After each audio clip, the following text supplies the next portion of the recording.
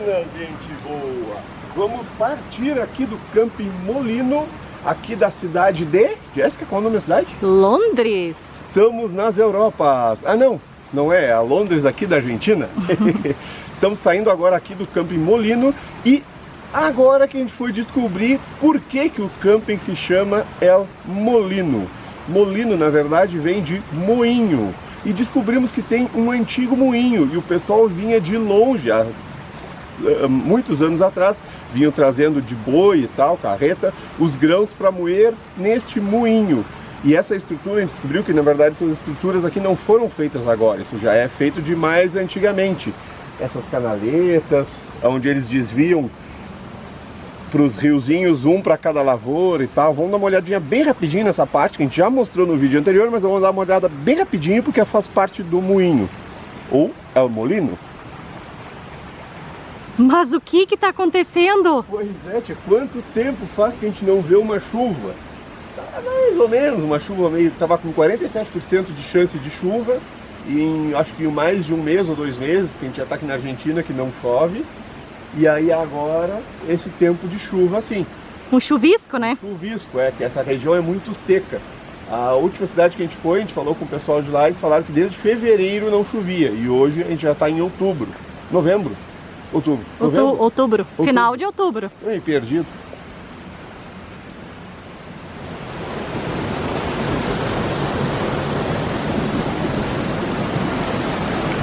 Olha só, aqui tem esses canais, traz a água lá desse riozinho ali do degelo, e aqui eles faziam as divisões para as fincas, que são as lavouras, né?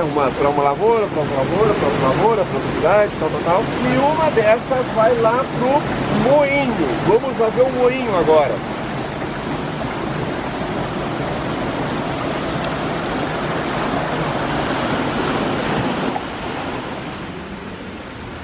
E aqui dentro é o moinho, ele tem aquela queda ali, já vamos mostrar como é que funciona. Esse é um pouco diferente dos moinhos que a gente está acostumado. Normalmente a gente vê aquelas rodas assim, né? Aí a água cai e vai girando a roda assim. Esse não é assim, é assim, é bem diferente. Eu não tinha visto moinho assim desses antigos. Aqui tem um pouquinho da história dele.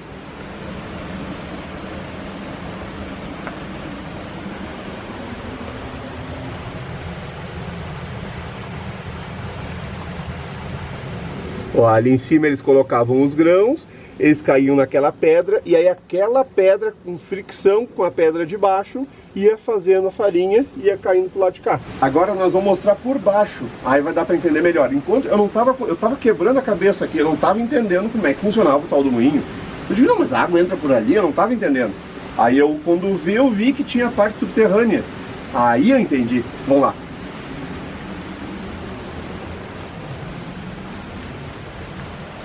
Ó, aqui dá pra ver melhor também.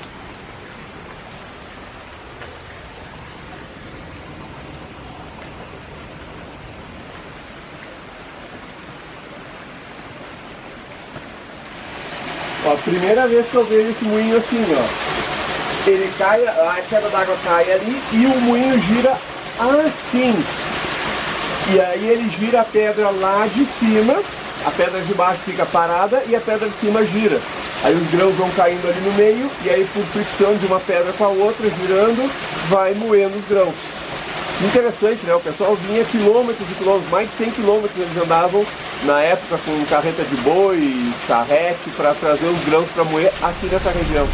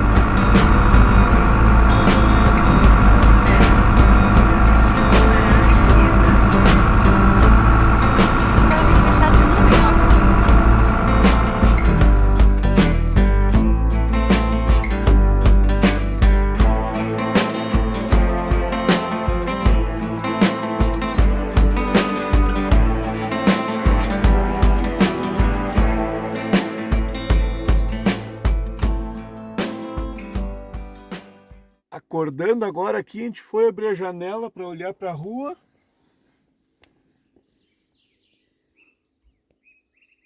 Olá! Vini, Vini! Duas lhamas. E o cachorrinho ali embaixo? E o cachorro ali. Tem os olhos azul, essa cadelinha. Olha! Mas vocês já estão comendo? Olha!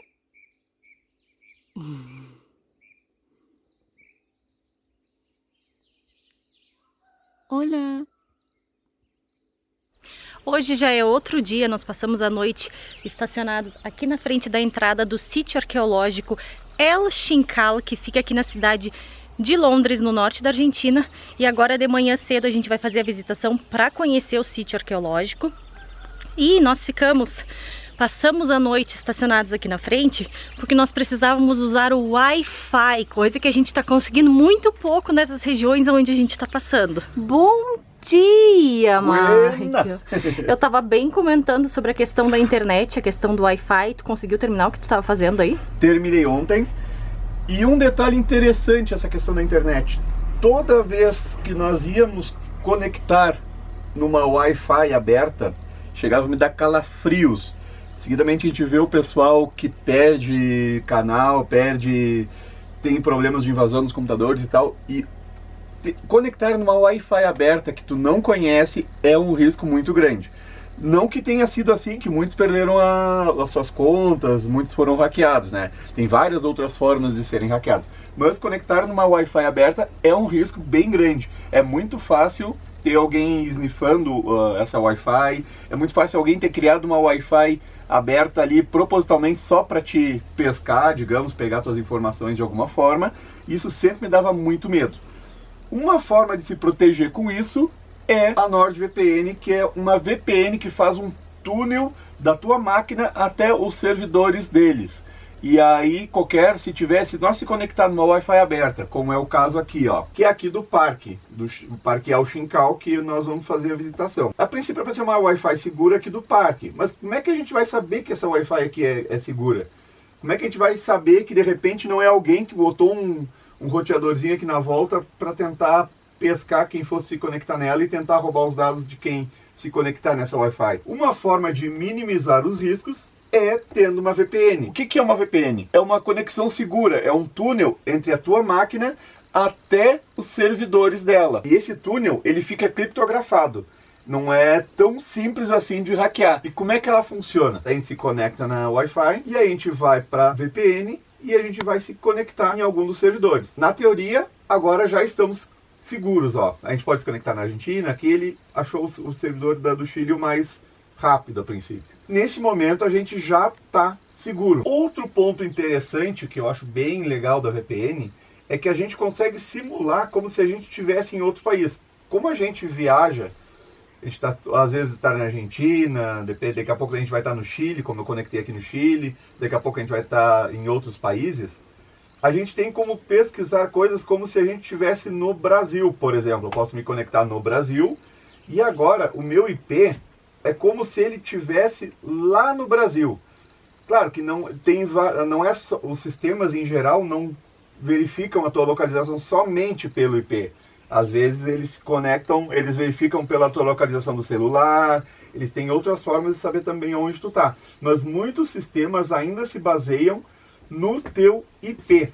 E aí tu tem como navegar como se tu estivesse no Brasil. Por exemplo, nós estamos aqui na Argentina, mas a gente tem como simular como se a gente estivesse lá no Brasil.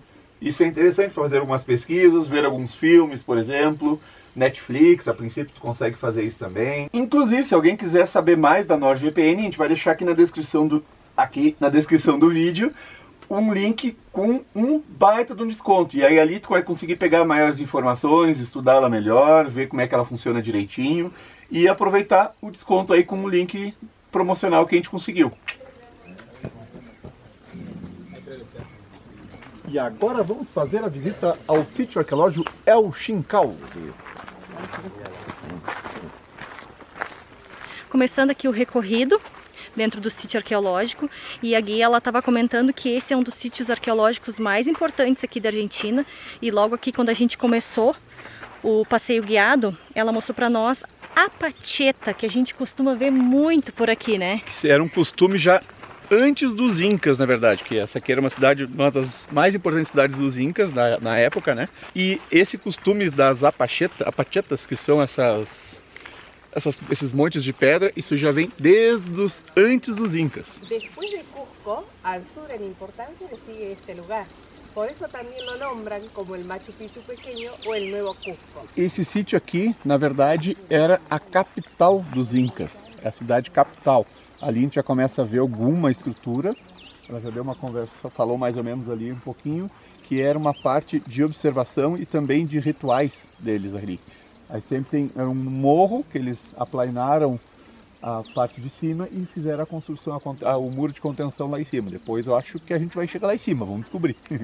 Seguindo o ritual, vamos colocar uma pedrinha para agradecer a Pachamama numa pacheta.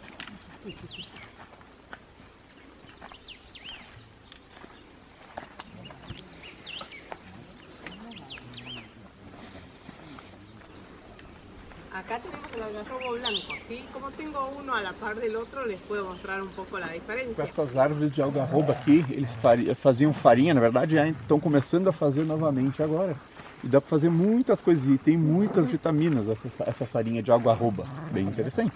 Aqui é uma das partes onde é uma vivenda, que eles chamam, é uma moradia a princípio, que essa não foi reconstruída, ela foi encontrada dessa forma assim.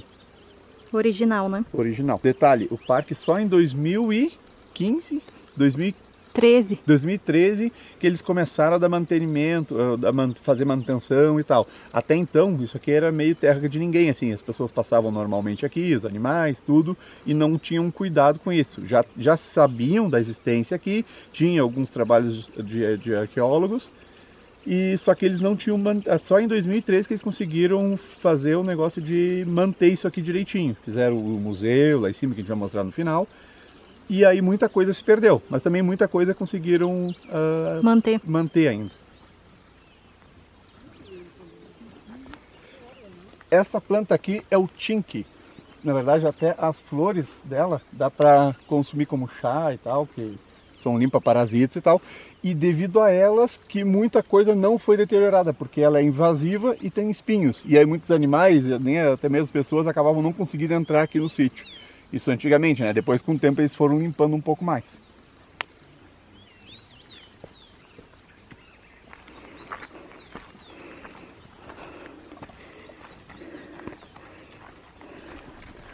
¿Ven dónde está la antena? Ajá. Bueno, eso es parte del sitio. Es lo más alto que hay dentro de la ciudad y ha sido utilizado como un pucará. Al pie de ese cerro nosotros comenzamos a caminar. Y ya caminaron bastante.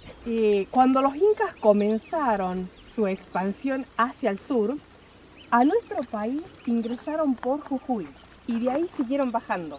Cuando ellos llegaron, todo esto estaba poblado, estaban las poblaciones andinas ya, en este caso los de Aguitas. Y si ustedes pueden ver, van a ver que esta es una ciudad oculta, está toda rodeada de montañas.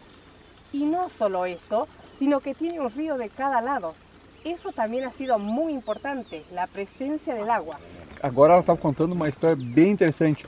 Tipo, esses incas daqui é até os mesmos lá do Peru. E tinha um caminho que eles utilizavam até lá. E eles tinham um correio, além de levar coisas que eles construíam aqui, levar para lá e vice-versa.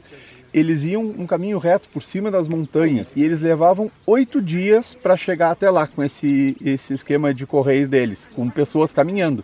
E uma pessoa até ali entregava a mensagem para o próximo ia levar até lá. Em 8 dias eles faziam todo esse percurso. Isso aí que favoreceu o avanço do Império Inca na época. Muito interessante. E a mensagem era em códigos, com cartéis vermelhos e tal, que só os chefes de cada lado saberiam decifrar esses códigos. Hoy para llegar a Hualpín tenemos más de 2 horas de viaje. A donde está la escalera, el Templo del Sol, al este. En esta ciudad hay más de 110 edificios.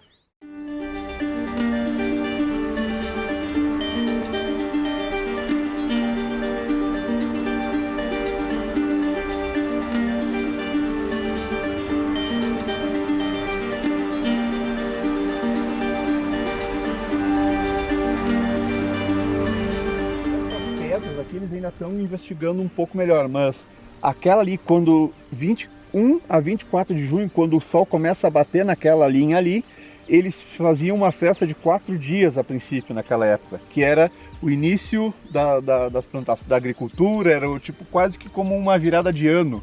Eles tinham uma celebração muito grande quando isso acontecia. Bem interessante. Aqui a gente tem uma vista panorâmica do que dá para ter uma ideia do que foi, né? As 4 montanhas, uma aqui, outra lá e a de lá, onde tudo isso aí tem significados, tem construções, tem coisas que eles faziam, os rituais dele, inclusive naqueles ali tinham oferendas, inclusive de animais e até mesmo pessoas. E essa parte que a gente consegue Aquela visualizar. central ali, ó, onde era tipo o altar. Tem muitos desses buracos aqui que eles chamam de morteiros, que dependendo dos lugares é para, a gente viu num vídeo, 2 vídeos passados, é para moer, fazer farinha, moer alguns grãos e tal. Nesse caso aqui, pelo estilo de pedra, não é para isso. Aqui tinham alguns rituais que inclusive eles consideram essas pedras sagradas. Energéticas? E tal. E aí eles colocavam água, às vezes até sangue, dependendo, para estudar o sol com o reflexo. O sol não, estudar as estrelas com o céu, com o reflexo dessa água. Eles eram considerados bons astrônomos? Sim, exatamente. Inclusive isso daqui vieram uns caciques, xamãs de outras regiões aqui, e eles nem quiseram olhar muito as outras coisas. O que mais interessou a eles foram essas pedras aqui para receber a energia dela. Muitas dessas construções são muito semelhantes com as de Machu Picchu. Na verdade, eram povos que eram o mesmo povo, na verdade, só que eles tinham, tanto que eles tinham aquela ligação de correios com eles lá do Peru, em Machu Picchu. Aqui que foi descoberto bem depois.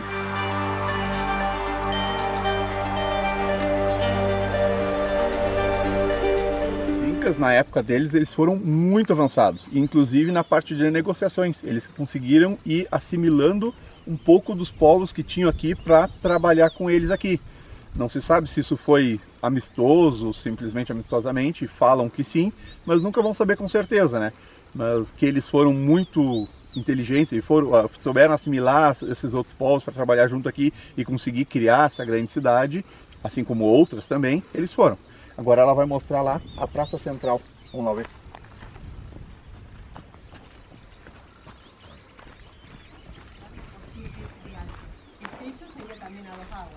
Se va abriendo.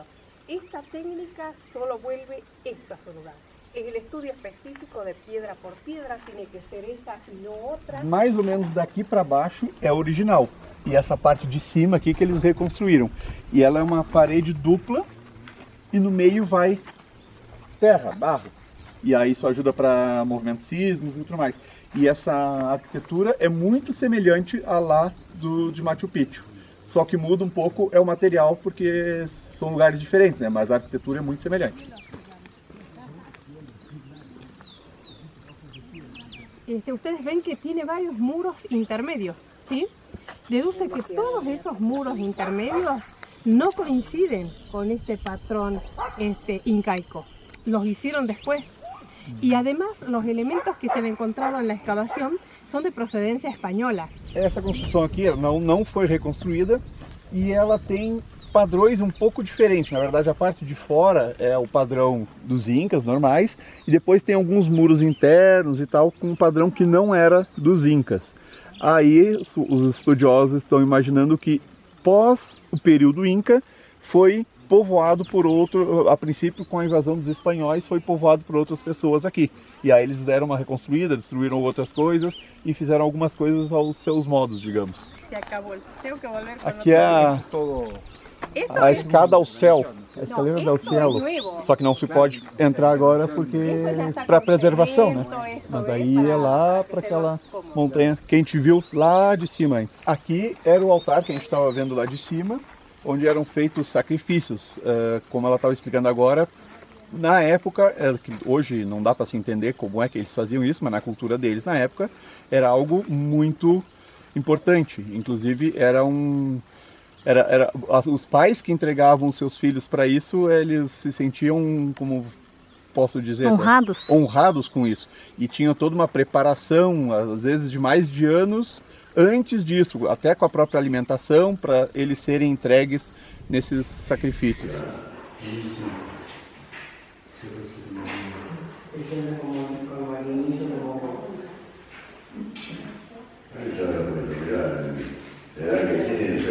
El Xincal es la antigua capital meridional del Imperio Inca en el noroeste argentino.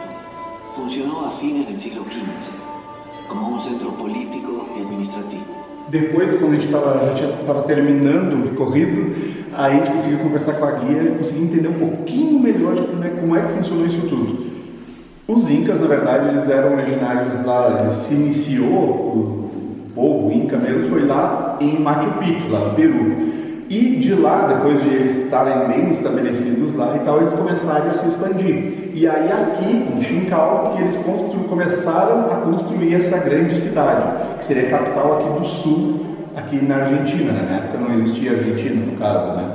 E aí, com a ajuda dos demais povos daqui, eles começaram a negociar com os povos daqui, eles começaram a construir essa grande cidade de Xincal, que seria a capital dessa região aqui do sul. Mas eles vieram lá de Machu Picchu, são os mesmos Incas, porém depois eles já estabelecidos em Machu Picchu, eles começaram a se expandir. E aí depois disso começou a colonização espanhola. Isso tudo mais ou menos ali na média dos anos 1500, por aí, pouco antes, depois. Então é isso, pessoal, mais ou menos um rápido apanhado a gente conseguiu mostrar para vocês, mas com certeza tem muito mais coisa, estando aqui a gente consegue ver muito mais coisa. A gente levou mais ou menos 1h30 o recorrido lá, que a guia foi explicando, mais uma meia hora pelo menos aqui no museu.